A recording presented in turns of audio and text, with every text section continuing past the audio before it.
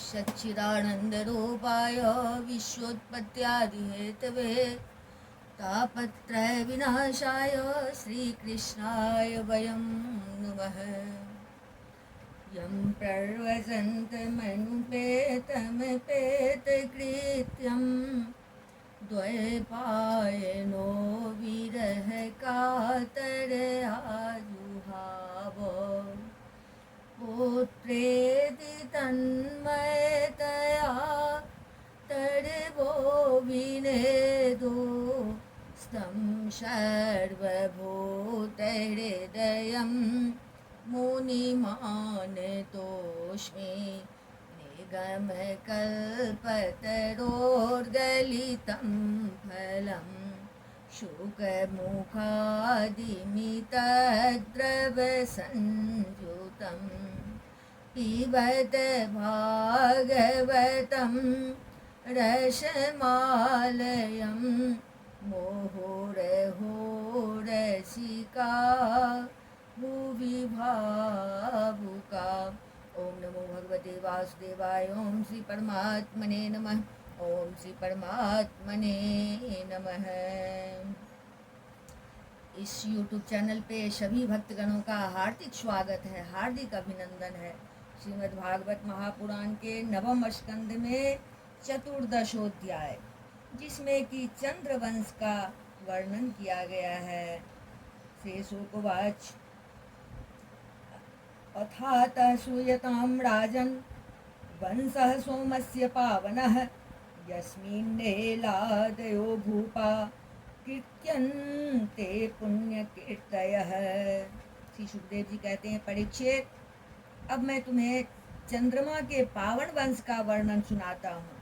इस वंश में पुरुरवा आदि बड़े बड़े पवित्र कीर्ति राजाओं का कीर्तन किया जाता है। सहस्रशीर्षः पुंसो नाभिहृदय सरोरुहात् जातस्यासीत् सुतो धातु रतिः पितृशमो गुणेः। सहस्त्रों सिर वाले विराट पुरुष नारायण के नाभि सरोवर के कमल से ब्रह्मा जी की उत्पत्ति हुई। ब्रह्मा जी के पुत्र हुए अत्रि, वे अपने गुणों के कारण ब्रह्मा जी के समान ही थे। तस्य दृग्गभ्यो भवत् पुत्रः सोमो अमृतमयः किल विप्रो सद्यो डो गणानां ब्रह्मणा कल्पितः पतिः। उन्हीं अत्रि के नेत्रों से अमृतमय चंद्रमा का जन्म हुआ। ब्रह्मा जी ने चंद्रमा को ब्राह्मण, औषधि और नक्षत्रों का अधिपति बना दिया।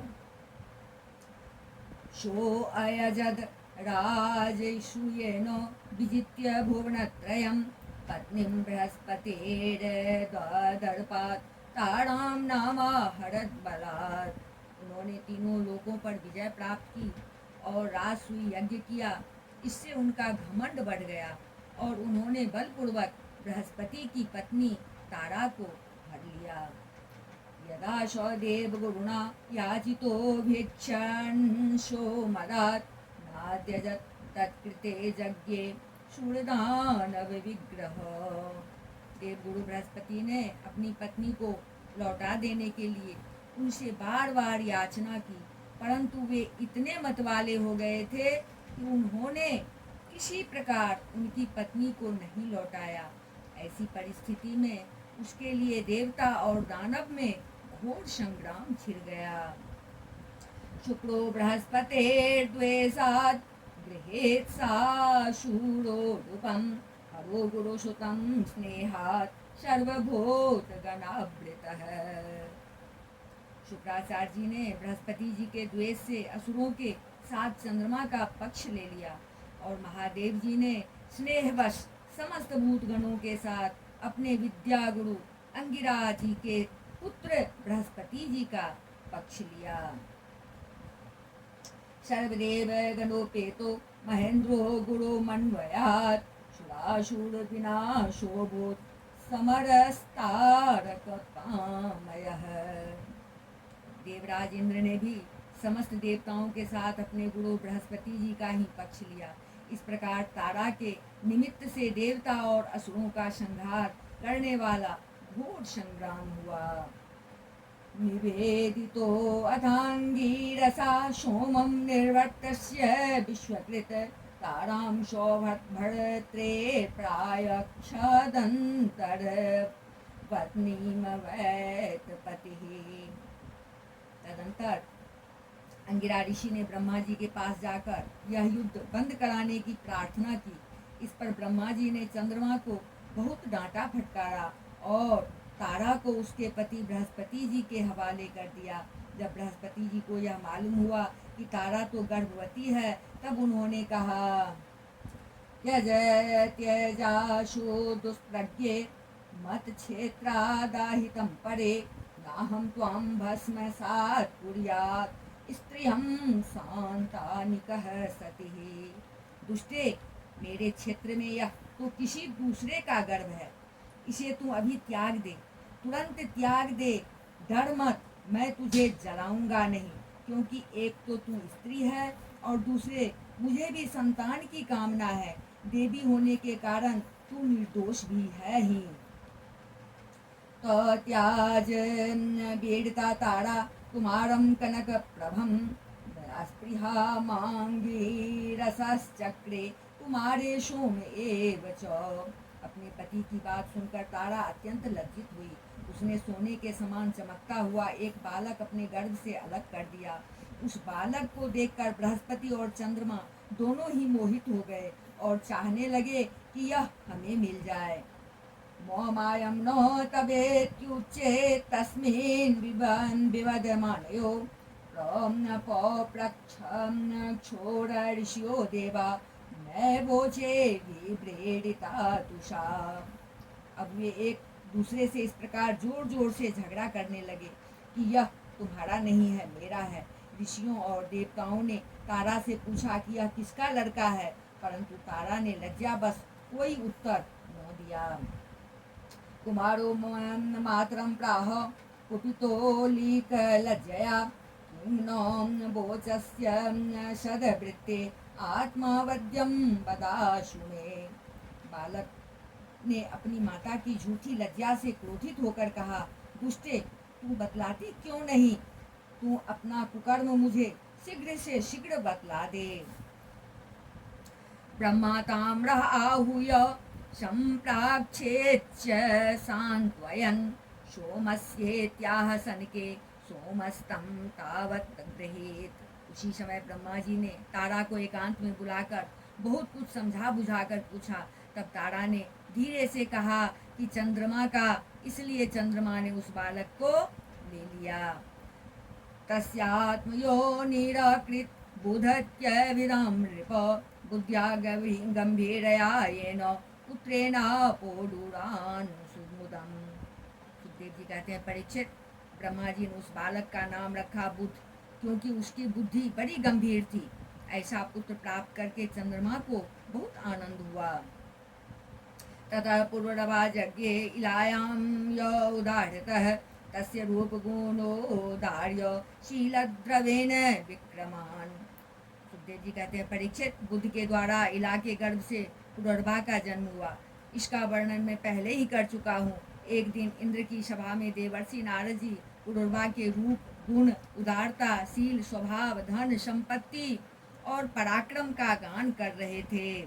श्रुत्वोर्वसिंद्र भवने गीयमाणान् सुरर्षिणा तदन्तेकमुपेयाय देवी स्मर सरार्दिता।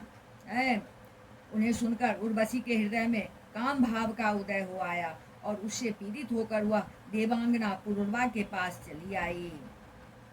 मित्रावरुणयो शापादापन्ना नरलोकतां निशम्य पुरुश्रेष्ठं कंदर्पमिव रूपिणं धृतिं वेष्ट्रभ्य ललना उपतस्थे तदंतिके। यद्यपि उर्वशी को मित्रा वरुण के शाप से ही मृत्युलोक में आना पड़ा था, फिर भी पुरुष शिरोमणि पुरुर्वा मूर्तिमान कामदेव के समान सुंदर हैं। यह सुनकर सुर सुंदरी उर्वशी ने धैर्य धारण किया और वह उनके पास चली आई। सौतां विलोक्य नृपतिर्हर्षेणोत्फुल्ललोचनः उवाच श्रलक्षणया वाचा देवीं हृष्टतनूरुह। देवांगना उर्वशी को देखकर राजा पुरुरवा के नेत्र हर्ष से खिल उठे। उनके शरीर में रोमांच हुआया। उन्होंने बड़ी मीठी वाणी से कहा, राजोवाच स्वागतं ते वरारोहे आस्यतां करवां किं सरमश्वमया साकं रतीर्णे शाश्वती समाः।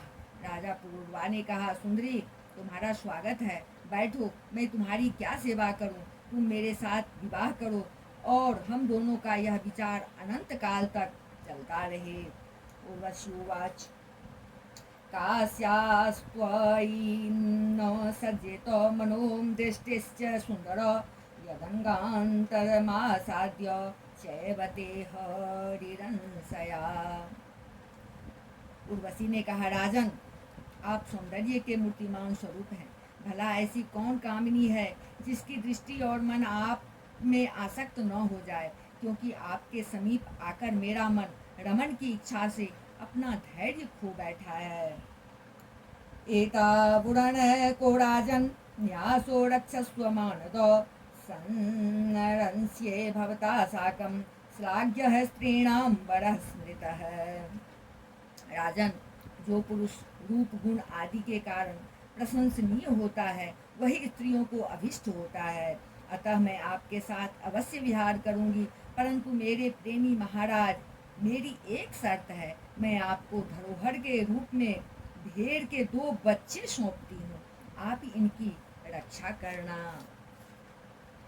धृतं मे वीरभक्ष्यं श्यानेक्षे त्वान्यत्र मैथुनात् विवाससं तथेति प्रतिपेदे महामनाः। वीर शिरोमणे, मैं केवल घी खाऊंगी और मैथुन के अतिरिक्त और किसी भी समय आपको वस्त्रहीन न देख सकूंगी। परम मनस्वी पुरुरवा ने ठीक है ऐसा कहकर उसकी शर्त स्वीकार कर ली। अहो रूप महो भावो नरलोक विमोहनम ओ न सेवेत मनुजो देवीं त्वां स्वयमागताम्। और फिर उर्वशी से कहा, तुम्हारा यह सौंदर्य अद्भुत है, तुम्हारा भाव अलौकिक है, यह तो सारी मनुष्य सृष्टि को मोहित करने वाला है। और देवी कृपा करके तुम स्वयं यहाँ आई हो, फिर कौन ऐसा मनुष्य है जो तुम्हारा सेवन न करेगा। तया स पुरुषश्रेष्ठो रमण्यन्त्या यथार्हतः रेमे सुर विहारेषु कामं चैत्ररथादिषु। सुखदेव जी कहते हैं, परीक्षित तब उर्वशी काम शास्त्रोक्त पद्धति से पुरुष श्रेष्ठ पुरुरवा के साथ विहार करने लगी। वे भी देवताओं की विहार स्थली चैत्ररथ नंदनवन आदि उपवनों में उसके साथ स्वच्छंद विहार करने लगे। रममानस्तया देव्या पद्मकिंजल्कगंधया तन्मुखामोदमोषितो मुमुदे हरणगणान् बहुन्। देवी उर्वशी के शरीर से कमल केसर की सी सुगंध निकला करती थी। उसके साथ राजा पुरुरवा ने बहुत वर्षों तक आनंद विहार किया। वे उसके मुख की सुरभि से अपनी शुद्ध बुद्ध हो बैठते थे। अपश्य नोर्वशीर्विन्द्रो गंधर्वान् संचोदयत् उर्वशीरहितं मह्यमास्थानं नातिशोभते। इधर जब इंद्र ने उर्वशी को नहीं देखा तब उन्होंने गंधर्वों को उसे लाने के लिए भेजा और कहा, उर्वशी के बिना मुझे यह स्वर्ग फीका जान पड़ता है। ते उपेत्य महारात्रे तमसि प्रत्युपस्थिते उर्वश्याम् उड़नो जहर्णो न्यस्तो राजनिजायया। वे गंधर्व आधी रात के समय घोर अंधकार में वहां गए और उर्वशी के दोनों भेड़ों को, जिन्हें उसके राजा के पास धरोहर रखा था, चुराकर चलते बने। निशम्याक्रन्दितं देवी पुत्रयो निर्यमानयो हतास्म्यहं कुनाथेन नपुंसा वीरमानिना।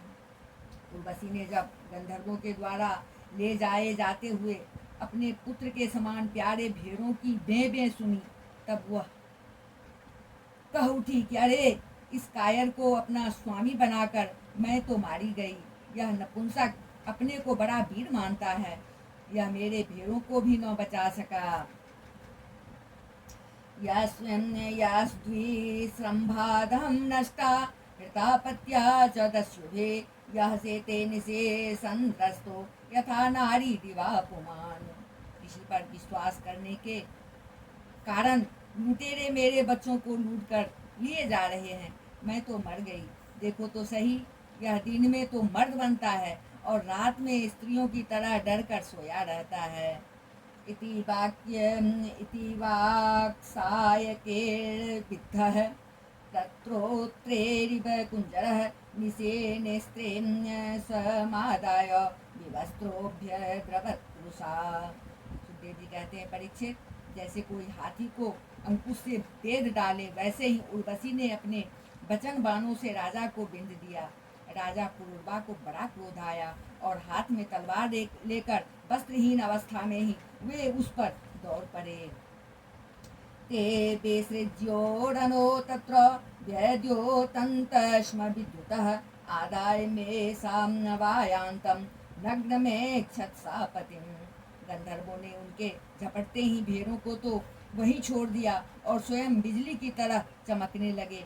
जब राजा पुरुरवा भेड़ों को लेकर लौटे तब उर्वशी ने उस प्रकाश में राजा पुरुरवा भेड़ों को लेकर जब लौटे तब उर्वशी ने उस प्रकाश में उन्हें वस्त्रहीन अवस्था में देख लिया।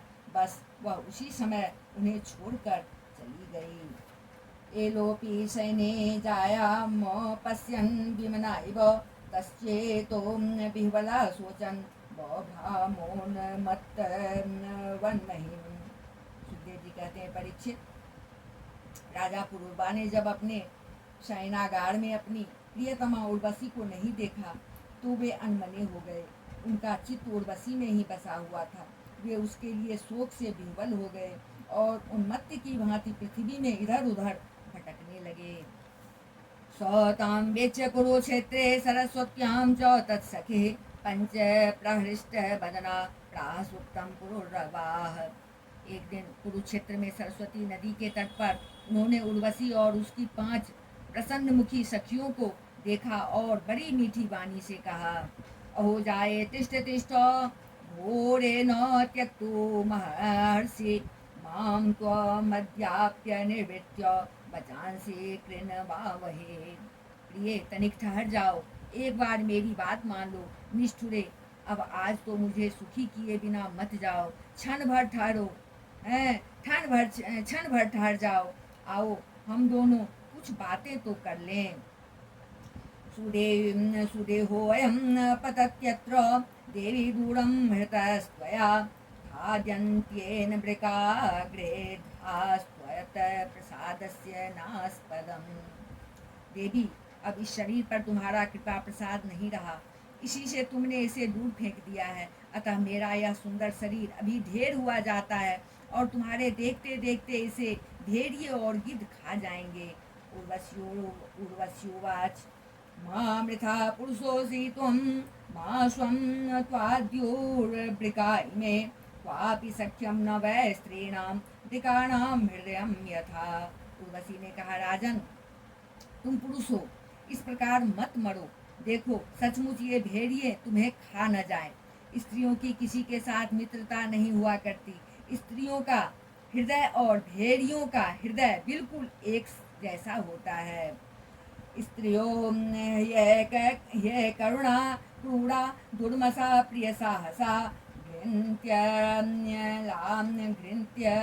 पार्थेपि विश्रब्धम पतिव्रातरमप्युत। स्त्रियां निर्दय होती है, क्रूरता तो उनमें स्वाभाविक ही रहती है। तनिक सी बात में चिढ़ जाती हैं और अपने सुख के लिए बड़े बड़े साहस के काम कर बैठती हैं। थोड़े से स्वार्थ के लिए विश्वास दिलाकर अपने पति और भाई तक को मार डालती हैं। विधाम्यालिक विश्रम्भ मज्ञेषु त्यक्त सौहृदा नवम नवम भेप्सत्यः सन्त्यः पुंसल्यः श्वेरवृत्तयः। इनके हृदय में सौहार्द तो है ही नहीं। भोले भाले लोगों को झूठ मूठ का विश्वास दिलाकर हंस लेती हैं और नए नए पुरुष की चाट से उल्टा और स्वच्छंद चारणी बन जाती हैं। संबत संबत षोडान्ते हि भवानी कौडात्रं महेश्वरः पत्यानि चौते भविष्यन्त्यपरानि भोः। तो फिर तुम धीरज धरो, तुम राजेश्वर हो, घबराओ मत। प्रति 1 वर्ष के बाद एक रात तुम मेरे साथ रहोगे, तब तुम्हारे और भी संतानें होंगी। अनंत अनंतरम अनंतरम बत्रेन बन्नी मुपां लक्ष्य देवीं स्वप्रयोपुरं पुनस्तत्र गतो दान्ते उर्वशीं वीरमातरम्। राजा पुरुरवा ने देखा कि उर्वशी गर्भवती है, इसलिए वे अपनी राजधानी में लौट आए। 1 वर्ष के बाद फिर वहां गए, तब तक उर्वशी एक वीर पुत्र की माता हो चुकी थी। उपलभ्य मुदायुक्तः शमुवास तया निशाम् अथैन मूर्वशी प्राह कृपणं विरह हातुरम्। उर्वशी के मिलने से पुरुरवा को बड़ा सुख मिला और वे एक रात उसी के साथ रहे। प्रातःकाल जब वे विदा होने लगे, तब विरह के दुख से वे अत्यंत दीन हो गए। उर्वशी ने उनसे कहा, गंधर्वानुपधावे मास्तुभ्यं दास्यन्ति मामिते तस्य संस्तोवतस्तुष्टा अग्निस्थालिं ददोर्नृप। उर्वशीं मन्यमानस्तां सोबुध्यत चरन् वने। उर्वशी ने उनसे कहा, तुम इन गंधर्वों की स्तुति करो, ये चाहे तो तुम्हें मुझे दे सकते हैं। ये चाहे तो तुम्हें दे सकते हैं। तब राजा पुरुरवा ने गंधर्वों की स्तुति की। सुखदेव जी कहते हैं, परीक्षित, राजा पुरुरवा की स्तुति से प्रसन्न होकर गंधर्वों ने उन्हें एक अग्निस्थाली यानी अग्नि स्थापन करने का पात्र दिया। राजा ने समझा यही उर्वशी है, इसलिए उसी को हृदय से लगाकर वे एक वन से दूसरे वन में घूमते रहे। शालिन्यस्य वने गत्वा गृहाणाध्यायं यतो निशे त्रेतायां संप्रवृत्तायां मनसि त्रयवर्तत। जब उन्हें होश हुआ, तब वे स्थाली को वन में छोड़कर अपने महल में लौट आए एवं रात के समय उर्वशी का ध्यान करते रहे। इस प्रकार जब त्रेता युग का प्रारंभ हुआ, तब उनके हृदय में तीनों वेद प्रकट हुए। स्थाले स्थानं गतो अस्वस्थं समीगर्भं विलक्ष्यसः तेन द्वे अर्णिं कृत्वा उर्वशी लोककाम्यया। फिर वे उस स्थान पर गए जहाँ उन्होंने वह अग्नि स्थाली छोड़ी थी। अब उस स्थान पर सामी वृक्ष के गर्भ में एक पीपल का वृक्ष उगाया था। उसे देखकर उन्होंने उससे 2 अरणी यानी मंथन काष्ठ बनाई। फिर उन्होंने उर्वशी लोक की कामना से नीचे की अरणी को उर्वशीं मंत्रतो ध्यायन् धरारणीमुत्तराम् आत्मान्मोभयोर्मध्ये यत तत प्रजननं प्रभुः। अरणी को उर्वशी, ऊपर की अरणी को पुरुरवा और बीच के काष्ठ को पुत्र रूप से चिंतन करते हुए अग्नि प्रज्वलित करने वाले मंत्रों से मंथन किया। तस्य निर्मंथना जातो जात वेदा विभावसो प्रयासो विद्यया राज्ञा पुत्रत्वे कल्पिता स्त्रीवृत। उनके मंथन से जात वेदा नाम का अग्नि प्रकट हुआ। राजा पुरुरवा ने अग्नि देवता को त्रयी विद्या के द्वारा आहवनीय गाहरपत्य और दक्षिणाग्नि इन 3 भागों में विभक्त करके पुत्र रूप से स्वीकार कर लिया। तेनायजत यज्ञेशं भगवनंत मधोक्षजम् उर्वशी लोकमवेक्षन् सर्वदेवमयं हरिम्। फिर उर्वशी लोक की इच्छा से पुरुरवा ने उन तीनों अग्नियों द्वारा सर्वदेव स्वरूप इंद्रियातीत यज्ञपति भगवान श्री हरि का यजन किया।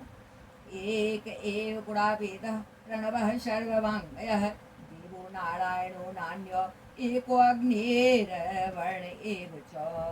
सुखदेव जी कहते हैं, परीक्षित, त्रेता के पूर्व सती युग में एकमात्र प्रणव ओमकार ही वेद था। सारे वेद शास्त्र उसी के अंतर्भूत थे। देवता थे एकमात्र नारायण और कोई न था। अग्नि भी तीन नहीं केवल एक था और वर्ण भी केवल एक हंस ही था। क्रूर बस एवासीत त्रयी त्रेता मुखे नृप अग्निना प्रजया राजा लोकम गांधर्व मेवान। सुखदेव जी कहते हैं परीक्षित, त्रेता के प्रारंभ में पूर्वा से ही वेद त्रयी और अग्नि त्रयी का आविर्भाव हुआ। राजा पुरूरवा ने अग्नि को संतान रूप से स्वीकार करके गंधर्व लोक की प्राप्ति की। इति श्रीमद्भागवते महापुराणे पारमहंस्यां संहितायां नवम स्कंदे एलोपाख्याने चतुर्दशोऽध्याय। बोल वृंदावन बिहारी लाल की जय, राजा रामचंद्र की जय, अम्बा जनक नंदनी की जय, भास्कर भगवान की जय, बजरंगबली की जय, उमापति महादेव की जय, श्रीमद्भागवत महापुराण की जय। बोलिए सब संतन की जय। जय जय श्री राधे